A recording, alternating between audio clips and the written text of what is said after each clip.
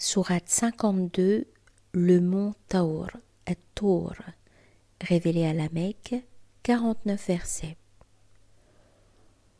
Au nom d'Allah, le clément, le miséricordieux.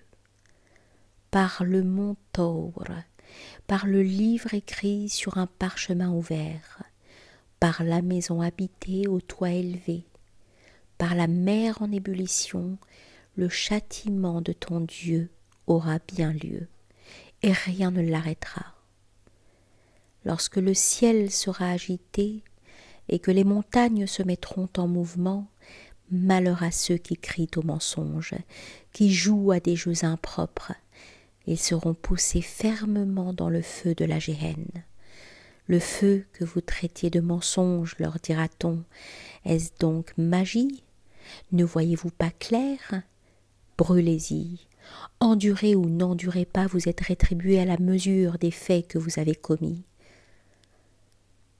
Quant à ceux qui craignent Dieu, ils seront mis dans des jardins de félicité, jouissant des bienfaits que leur Seigneur leur a prodigués, étant prémunis contre les supplices de la géhenne. Mangez et buvez en toute quiétude en récompense de vos œuvres. Accoudés sur des lits alignés, nous les marierons à des houris aux yeux noirs. Ceux qui ont cru et dont la progéniture les a suivis dans la foi, nous les réunirons. Nous ne priverons personne de ce qu'il a fait, car tout un chacun est redevable de ses propres actes. Nous leur prodiguerons les fruits et la viande qu'ils désirent manger. Ils se passeront à l'envi des coupes de liqueur qui n'engendreront ni indécence ni dissipation. Des jeunes gens, semblables à des perles dans leur écrin, circuleront autour d'eux.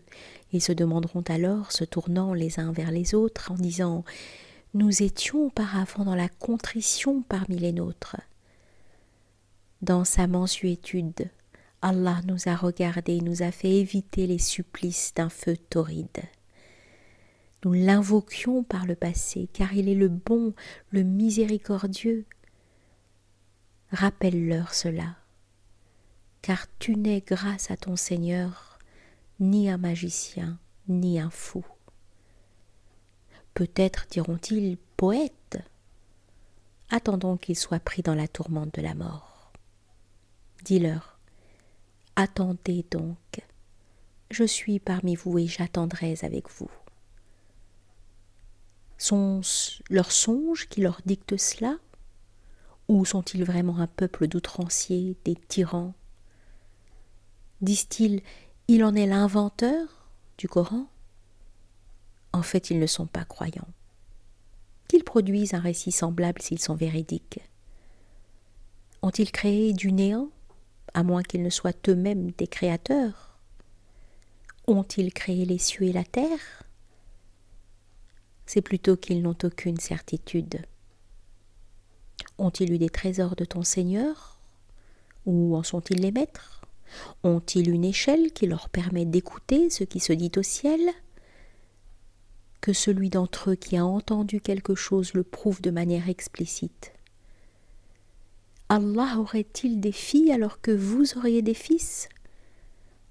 Leur demandes-tu un salaire au point d'être écrasés sous une lourde dette, à moins qu'ils n'aient accès à l'inconnaissable et qu'ils ne le retranscrivent, à moins qu'ils ne cherchent à comploter, mais les mécréants sont les seules victimes de leur complot, à moins qu'ils n'aient un autre Dieu qu'Allah, mais la grandeur d'Allah dépasse largement ce à quoi il l'associe. Verrait-il un pan du ciel tomber? Il dirait « Ce n'est là qu'un amoncellement de nuages ». Laisse-les jusqu'au jour où ils seront terrassés. Ce jour-là, leur ruse ne suffira pas pour les protéger, et ils ne seront pas secourus. Ceux qui ont été des injustes subiront de toute façon un châtiment, mais la plupart n'en savent rien. Sois patient face à la justice de son Seigneur. Tu es sous nos yeux. Célèbre les louanges de ton Seigneur chaque fois que tu te lèves. Glorifie-le de nuit jusqu'au moment où les étoiles se dissiperont.